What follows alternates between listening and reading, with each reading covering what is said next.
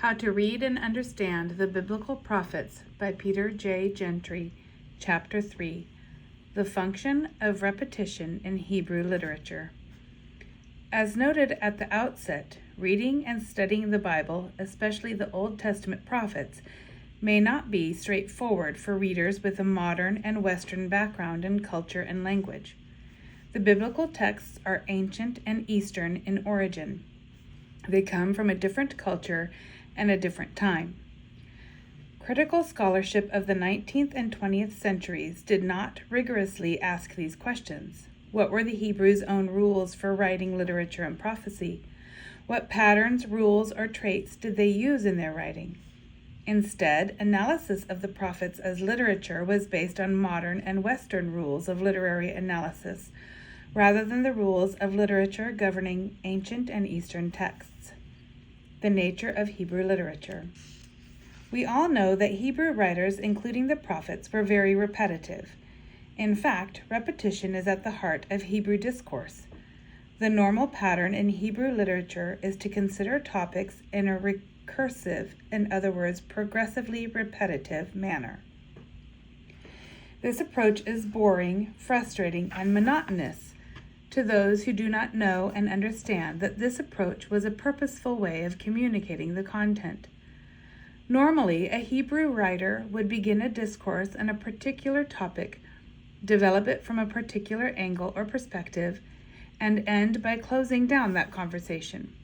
Then he would begin another conversation, taking up the same topic again from a different angle or point of view and considering it from a different perspective.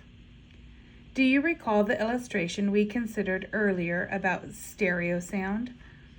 When two conversations or discourses on the same topic are heard or read in succession, they are meant to function like the left and right speakers of a stereo system. Now here is the key question. Do both speakers of a stereo system provide the same music, or does each give different music? The answer is both. The music is different and the same. In one sense, the music from the left speaker is identical to that of the right. Yet, in another way, it is slightly different, so that when we hear the two together, the effect is stereo instead of just one-dimensional or monaural. In Hebrew literature, the ideas presented can be experienced in a similar manner. Such an approach is completely opposite to scientific writing in our culture, which is based on our Greek and Roman heritage, going back especially to Aristotle. In our culture, a writer, perhaps a philosopher or scientist, begins at a certain point A, and he moves slowly in a direct line using arguments, evidence, and logic to point B.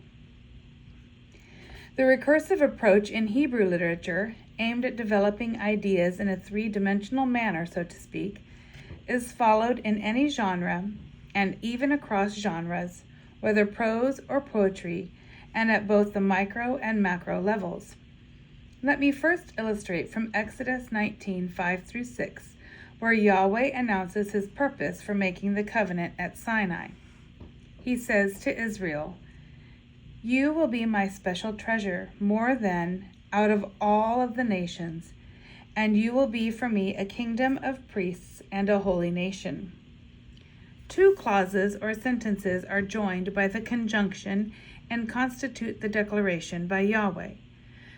The first is, "You will be my special treasure more than out of all the nations, for the whole earth is mine," verse 5. The second is, "And you will be for me a kingdom of priests and a holy nation," verse 6.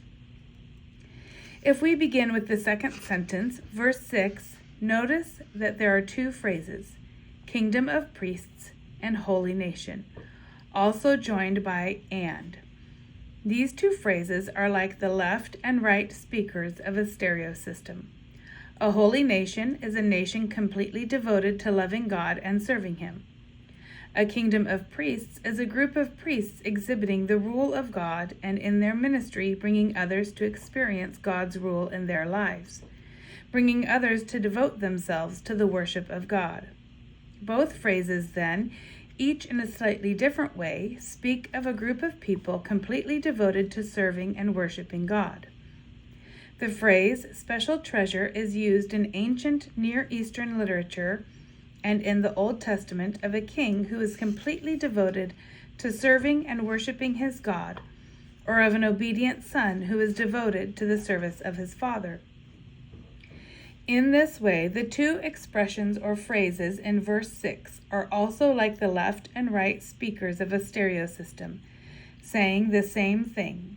Verse 6, in turn, is also the right speaker in relation to verse 5, because both verses speak of Israel's relation to Yahweh as a devoted and obedient son, serving and worshiping him. We can see then that the approach is both repetitive and recursive. First, the two verses serve as a left and right speaker. Second, within the second verse, there is another left and right speaker. We see this phenomenon across genres. Exodus 14 and 15 give first a prose and then a poetic account of crossing the Red Sea. Judges 4 and 5 give first a prose and then a poetic account of the destruction of Sisera and his panzer division of iron chariots.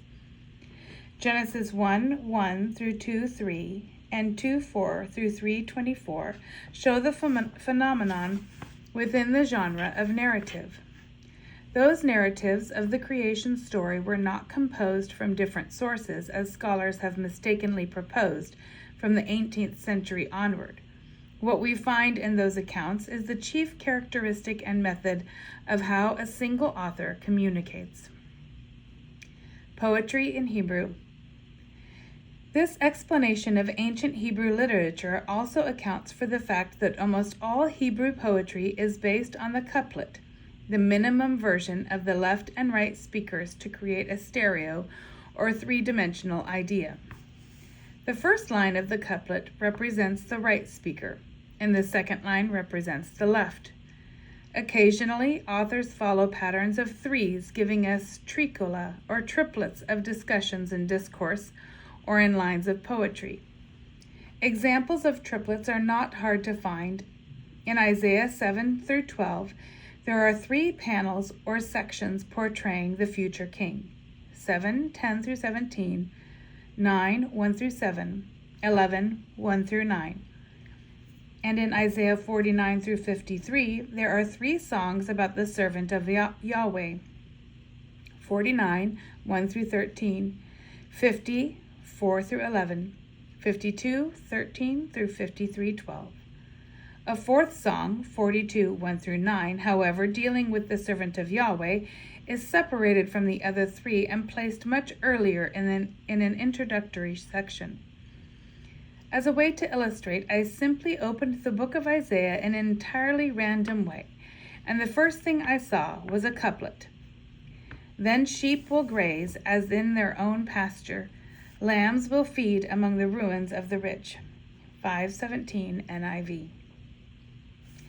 We can see that the second line of the couplet matches the first, but it also adds something. What the sheep can call their own pasture turns out to be the ruins of the rich. Isaiah is announcing a coming judgment. Foreign nations will attack and leave the land in ruins. Those who are rich will suffer as much or even more than those who are poor. Those left behind will benefit from the ruins left by the rich. So both lines are saying the same thing, but when one puts the left and right speakers together, an idea that is greater than each of the individual lines results, a full-orbed idea, so to speak. As I checked the ESV and the NIV to find how I should cite this text, I immediately noted a difference. The NIV translates lambs in the second line, whereas the ESV translates nomads. Therefore, we have a minor problem. The word in the Hebrew text literally means sojourners, those who come from one country to live in another. The translators of the ESV understood these to be desert nomads, while those of the NIV considered that In light of the parallelism, those from a different country were simply animals such as goats and sheep, which were driven from place to place in search of grazing pastures, like the flocks owned by Abraham. The difference in interpretation is not serious, but understanding the literary patterns used by the Hebrews does play a role in translating and understanding the text. Word pairs in Hebrew. If you recall, earlier we noted that there is a unit in Hebrew literature, smaller than the couplet in poetry, that functions in the same way, like the left and right speakers of a stereo system, called a word pair. In word pairs, which are common in the Old Testament, two words are joined together with the conjunction and together the two words mean something different, and also greater than either of the words alone. An example is the word pair kindness, faithfulness, which is found in Genesis 47:29-30. When the time drew near for Israel to die, he called for his son Joseph and said to him, "If I have found favor in your eyes, put your hand under my thigh and promise that you will show me kindness and faithfulness. Do not bury me in Egypt, but when I rest with my fathers, carry me out of Egypt and bury me where they are buried." "I will do as you say," he said. NIV. Jacob also called Israel as asking his son Joseph to bury him in Canaan and not in Egypt. In the Old Testament, family relationships were covenantal, and that was the case here with father and son. There was an obligation on the part of the stronger party, Joseph, to help the weaker party, Jacob. And fulfilling this obligation is referred to here as showing kindness and faithfulness. The Hebrew of this particular word pair, hesed and emet, is used consistently in the Old Testament to describe a covenant relationship. Neither word has a convenient or simple equivalent in English. The first Hebrew word, hesed, has to do with showing kindness and loyal love. The second, emet, can be translated by either faithfulness or truth. As a word pair, we cannot easily reduce the meaning of the whole of the sum of the constituent parts, just as we cannot explain the meaning of the phrase odds and ends by considering separately the words odd and end. This word pair operates then within covenant relationships and has to do with demonstrating faithful, loyal love within the covenant context. A word pair, then, is a mini stereo soundbite in which two words, like the left and right speakers of the stereo, communicate an idea that is fuller and greater than either of the two words considered individually. Chiasm in Hebrew literature. This pattern of word pairs in Hebrew literature functions on both the macro and micro level. Individual sentences are placed back to back like left and right speakers. Paragraphs and even larger sections of texts are treated the same way. If a speaker or writer wanted to communicate 2 or 3 different topics and repeat each topic twice, he could simply go through each one 2 times, ABC, ABC, but he could also arrange them in other ways, such as ABC, CBA.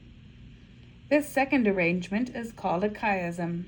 The word chiasm comes from the letter in the Greek alphabet known as chi, which is shaped like an X, where the top half of the letter is mirrored in the bottom half. If an author has 3 topics and repeats each one twice in the pattern, ABC, CBA, the second cycle or repetition is a mirror image of the first arrangement in ordering of the 3 topics. A nice example is found in Isaiah 6:10, where Yahweh explains what will happen during Isaiah's long ministry of preaching. "Make the heart of this people dull, and their ears heavy, and blind their eyes, lest they see with their eyes, and hear with their ears, and understand with their hearts, and turn and be healed." ESV. Notice in the first half of the verse the progression from heart to ears to eyes. Then, in the second half, the progression is reversed in mirror image, going from eyes to ears to heart. This is the pattern ABCCBA. Another chiastic structure is found in Isaiah 33:13 through 24, one of many sections in the book of Isaiah where the prophet describes the character and nature of the future transformed Zion, both the physical city and the people who live there.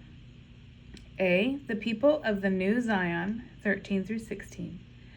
B, Zion's king, land possessed, enemies gone, 17 through 19. C, Zion's safety and security, 20. B, Zion's king, land possessed, enemies gone, 21 through 23. A, the people of the new Zion, 24. Now consider the passage in full to see whether the outline correctly matches the content in Isaiah. Hear you who are far away what I have done, and you who are near acknowledge my power. Sinners in Zion are in dread. Trembling has seized the godless. Who among us can dwell with the consuming fire? Who among us can dwell with everlasting blazes? He who walks righteously and speaks uprightly, who refuses gain from oppression, who shakes his hands without accepting a bribe, who closes his ears from hearing about bloodshed, and shuts his eyes from enjoying a look at evil. He will dwell on the heights. His unassailable bunker will be a fortress high in rocky crags. His bread will be given him, his water supply will be sure. Your eyes will behold the king in his beauty. They will see a land large in all directions. Your heart will muse on calamity in the past. Where is he who counted? Where is he who weighed the tribute? Where is he who counted the towers? You will see no more an insolent people, a people of obscure speech that you cannot comprehend, and a mocking tongue that you cannot understand. Behold Zion, the city of our appointed feasts. Your eyes will see Jerusalem, a place to live without worry, an immovable tent, whose stakes will never be pulled up, nor will any of its cords be snapped. But there the Lord will be mighty for us, a place of broad rivers and streams, where no galley with oars can go, nor majestic ship can pass. For the Lord is our judge, the Lord is our lawgiver, the Lord is our king. He will save us. Your tent cords hang loose. They cannot hold the main pole in its place or keep the canvas spread out. Then prey and spoil in abundance will be divided. Even the lame will take the prey, and no inhabitant will say, I am sick. The people who dwell there will be forgiven their iniquity. Verses 13 through 16 call out those far away, i.e., people from nations far off, and to those who are near, people in Israel, especially those who have put their trust in alliances with other nations in hopes of being delivered from the attack of the Assyrians. God is portrayed here as a consuming fire because that is how he revealed himself to Israel when the Mosaic covenant was made. First, Yahweh appeared to Moses in a burning bush, Exodus 3. Then he appeared on Mount Sinai in fire and smoke, Exodus 19. Afterward, and during every day of their travels through the desert to Canaan, the land promised to them, Yahweh appeared as a pillar of fire by night and a column of cloud smoke by day. Exodus 13:21 through 22, Numbers 14:14. Fire is an excellent image or metaphor since it can bring either great benefits or great destruction. Who can live with this fire? Isaiah cites phrases from Psalm 15 and 24 to show that only those characterized by justice and righteousness can do so. Justice, righteousness is another word pair, and it means social justice. This social justice, however, is not what is meant by the term in America today. Rather, it is a way of summing up all the commands in the Mosaic covenant for the right way to relate to God and to treat other people and the earth's resources. Isaiah 33:17 through 19 speaks of a king who is beautiful because his reign entails social justice, and a land spacious and wide in all directions. This land is completely free from Assyrian overlords who come and demand tribute and taxes. Verse 20 focuses on the future stability and security of the future Jerusalem, the new Zion. Unlike a nomadic tent, which is pulled down and set up as the nomads move from place to place looking for good pasture, Jerusalem will be an immovable tent. Verses 21 through 23 speak more clearly about the king than verses 17 through 19 do. The beauty of the king lies in both the deliverance and the rule brought about by Yahweh. These verses, like 17 through 19, also speak of the enemies gone. In the book of Isaiah, those who travel in ships represent the foreign nations that were either sought for alliances or unsought as attackers and destroyers. The image here is not that of a ship, as some translations render, but rather of a tent about to fall down. It refers to the tent of the Assyrians who attacked in 701 BC. Finally, verse 24 speaks again of the people healed physically and forgiven for breaking their covenant relationship with God. So the last section matches the first, and the fourth section matches the second. In the center is the picture of the future city of God, firm and stable forever. There is a theological problem, however, in this text. Verses 13 through 16 seem to say that only the righteous can dwell in God's presence. Only those characterized by social justice in their behavior can live in the future Zion. Is Isaiah preaching salvation by works? What we must do is read verses 13 through 16 as the left speaker and verse 24 as the right speaker.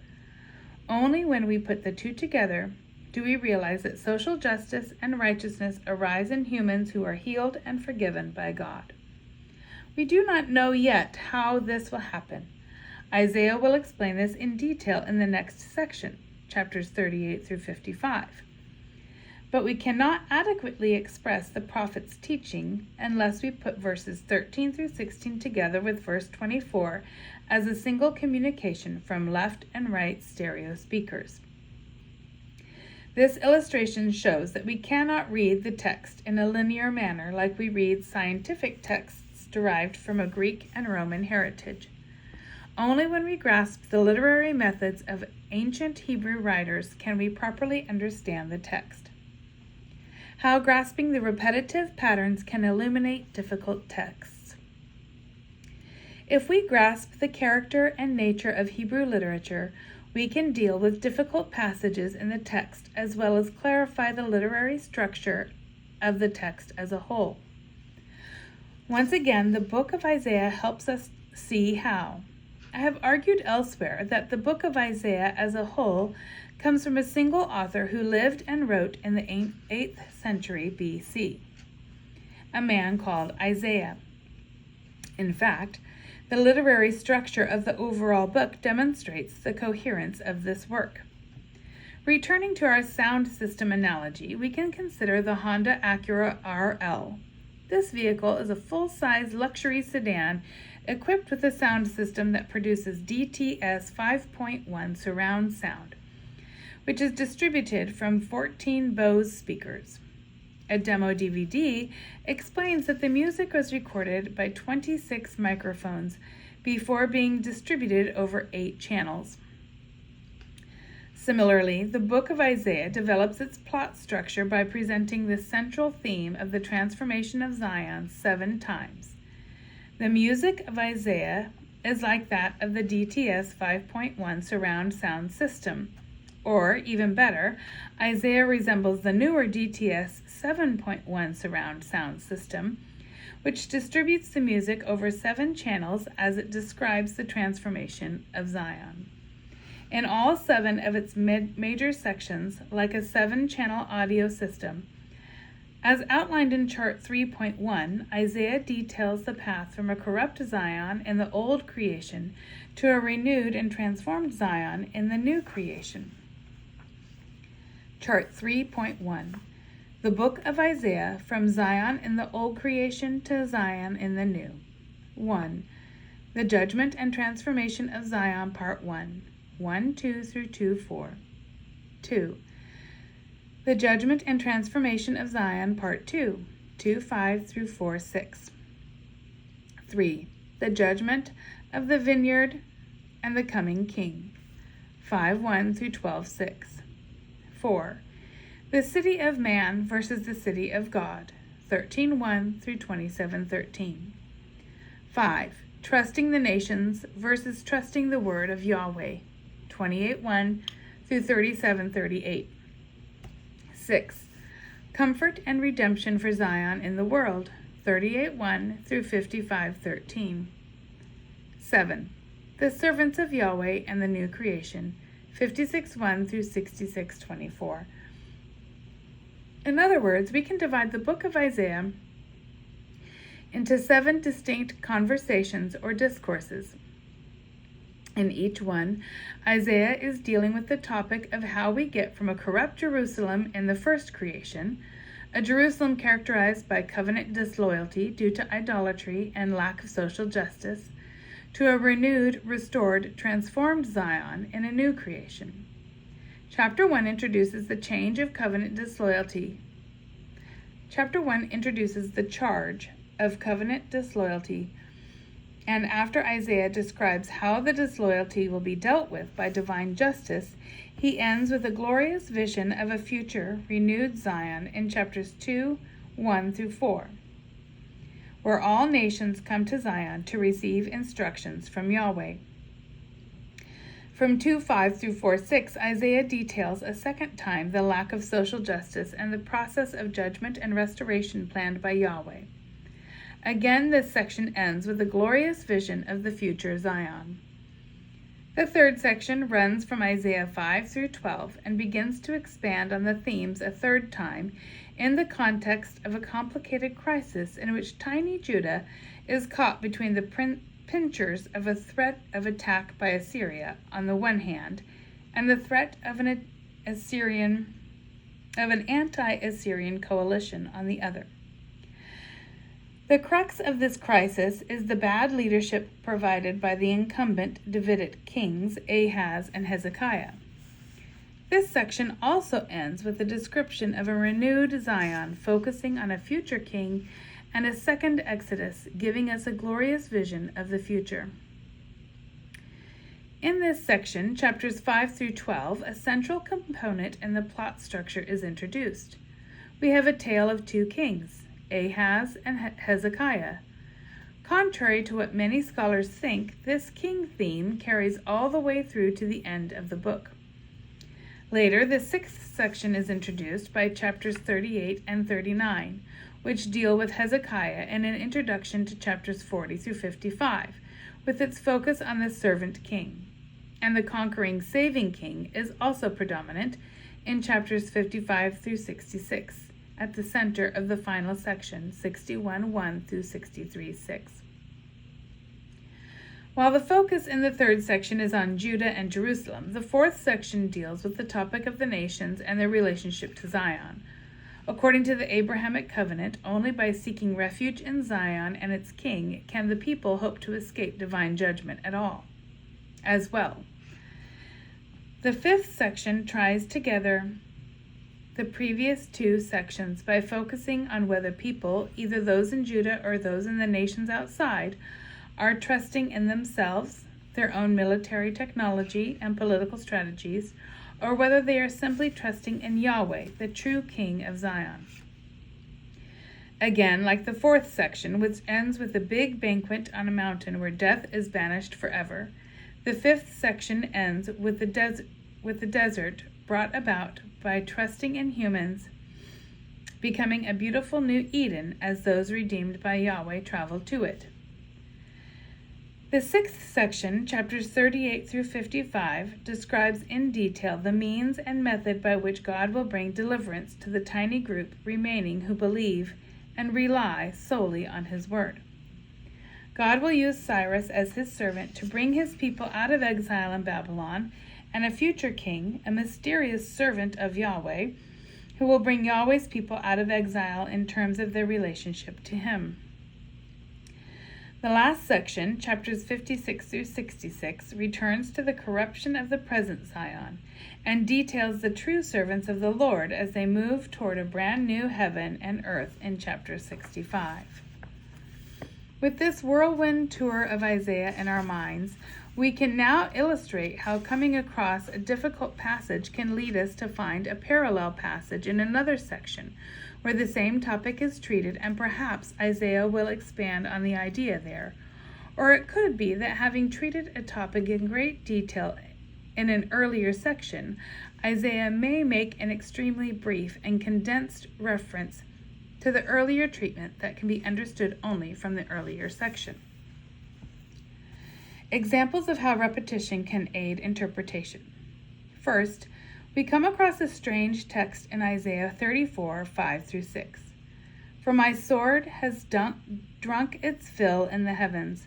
Behold, it descends for judgment upon Edom, upon the people I have devoted in destruction. The Lord has a sword.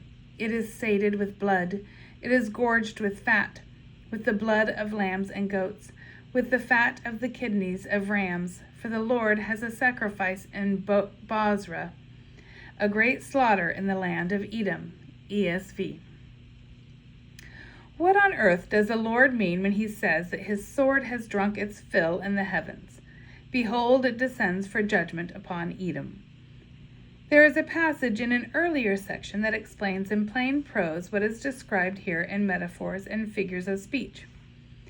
On that day the Lord will punish the host of heaven in heaven and the kings of the earth on the earth. They will be gathered together as prisoners in a pit. They will be shut up in a prison, and after many days they will be punished. Isaiah 24, 21 through 22, ESV. In the ancient world, people believed in a close connection between events on earth and events in heaven.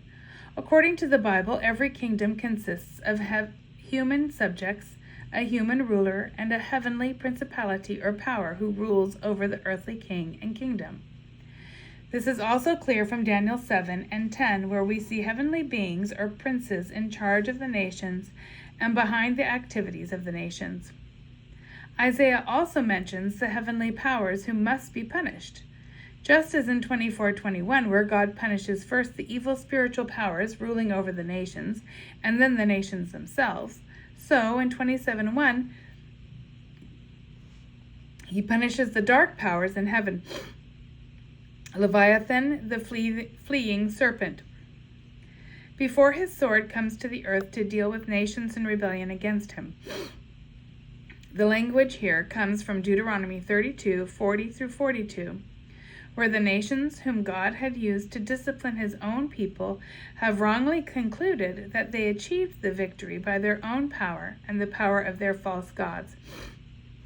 So God will judge the nation of Edom as representative of all nations in rebellion against God. In Isaiah 34:5, the statement that the sword of Yahweh will drink its fill in the heavens and descend to the earth means the same thing as what we find in 24:21 and 22. God will first judge the heavenly rulers and then the earthly kings of the corresponding earthly kingdoms. When Isaiah goes round his topic again, and repetition is guaranteed in Hebrew writing, we can connect parts where he is saying the same thing in slightly different ways and use the clearer expression to explain the more difficult one. Another example is found in 32:14 through 16. For the palace is forsaken, the populous city deserted. The hill and the watchtower will become dens forever. A joy of wild donkeys, a pasture of flocks, until the Spirit is poured upon us from on high. And the wilderness becomes a fruitful field, and the fruitful field is deemed a forest. Then justice will dwell in the wilderness, and righteousness abide in the fruitful field. ESV. Isaiah is describing the coming judgment for covenant violation, exile in Babylon. Cross-reference Deuteronomy 28:63 through 67. When the foreign nations attack, the palace will be forsaken and the populous city of Jerusalem deserted. Notice that in verse 15, the Spirit is poured upon us from on high, and as a result, the wilderness becomes a fruitful field. This is a compact statement that summarizes Isaiah 11:1 through 9, which can be outlined as shown in Chart 3.2. Chart 3.2. 1. Gifts given to a future king, 11:1 through 3a. 2. The rule of the future king, 11:3b through 5. 3. The harmony of the future kingdom, 11:6 and 7. 4. The victory of the knowledge of the Lord, 11:8 through 9. Isaiah 11:1 through 9 is a poem consisting of 4 stanzas. The first stanza speaks of a future king receiving gifts from the Spirit of God. There are 7 gifts organized into 3 pairs plus 1. In the second stanza, the king uses these gifts to get rid of evildoers and establish a kingdom characterized by the social justice found in the Mosaic covenant. Then, in the third stanza, a new creation comes into being where there is harmony among all people and between people and animals. Finally, in the fourth stanza, the whole earth is a holy mountain where even the most vulnerable member is no longer threatened by the snake who brought evil in Genesis 3. And everyone knows the Lord in a relationship of faithful, loyal love and humble obedience and trust with their Creator God. What we see then in Isaiah 32:15 is that the entire sequence of 11:1 through 9 is compacted to a single statement. The Spirit comes and a new creation results. Isaiah returns to this topic in chapter 35 and develops it further, going around the topic again. Consider 32:3 through 4. Then the eyes of those who see will not be closed, and the ears of those who hear will give attention. The heart of the hasty will understand and know, and the tongue of the stammerers will hasten to speak distinctly. ESV. Chapter 32 is divided into 6 sections that develop the theme of destruction followed by deliverance. But what does it mean that the eye of those who see will not be closed? This is probably a reference to Isaiah 6:10, which we have already quoted. Those hearing Isaiah's words had rejected his message. The blindness and deafness is spiritual. Isaiah 29:11 is another discourse where the same topic comes up in a different way. And the vision of all this has become to you like the words of a book that is sealed. When men give it to one who can read, saying, "Read this," he says, "I cannot, for it is sealed." ESV. A similar statement is found in 35:5 through 6a. Then the eyes of the blind shall be opened, and the ears of the deaf unstopped. Then shall the lame man leap like a deer, and the tongue of the mute sing for joy. ESV. In context, this appears to be a prediction of the physically blind being healed. This would correlate with Isaiah 61:1 and the fulfillment of that text in Matthew 11:2 through 4 and Luke 7:18 through 23. Nonetheless, perhaps it also refers to those in a broken relationship with God who now are given spiritual sight, the ability to believe the message. Many aspects of the text can be opened up and properly understood once we grasp the manner in which these authors of the distant past communicate. As a final example, how would we capture the hope for the future offered by Isaiah's message as a whole? Well, we would have to look at the end of each of the 7 sections where he describes the renewed, transformed Zion. In 2:1 through 4, Mount Zion is higher than all others, and all nations come to hear instruction from Yahweh. In 4:2 through 6, the city is purified, but is described in language similar to what the people experienced in Moses' day, when they journeyed through the desert to the promised land. Only now the cloud representing the glory of Yahweh covers the whole city, not just the tabernacle or temple, which implies that the entire city is now the temple. We have already summarized Isaiah 11, where a future king uses gifts of the Spirit to get rid of evil and establish social justice. A new creation ensues, in which all know the Lord.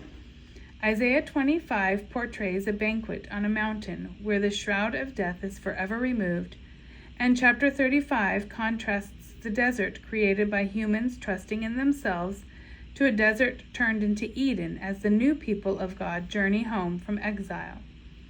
Isaiah 54 and 55 describe the benefits of the new covenant, not just for Israel, but for all the nations. Finally, chapter 65 depicts the new heavens and the new earth, i.e., the new Jerusalem, for the two are coextensive. We need to listen to these 7 speakers all at once in order to catch the idea Isaiah is communicating.